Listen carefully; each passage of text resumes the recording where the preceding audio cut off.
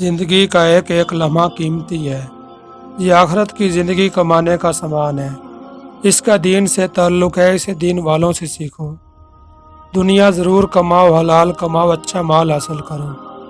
اچھے آدمی کے لیے ہنر ایک اچھی چیز ہے، مگر اصل مقدر کو فراموش نہ کرو۔ اگر اللہ کی عطا کردہ نعمتیں، عقل، آنکھ، کان وغیرہ کو اللہ کے دین میں جو ان کا مقصد ہے صرف نہ کرو گے تو اللہ کو اس سے کوئی فرق نہیں پڑتا۔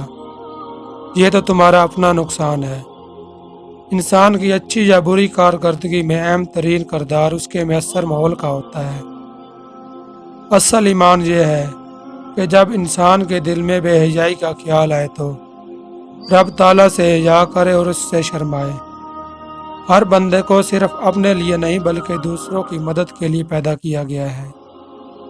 جو کچھ تمہیں نظر آ رہا ہے اس میں کچھ باقی نہ رہے گا، مال یا اولاد سب فنا ہو جائے گا۔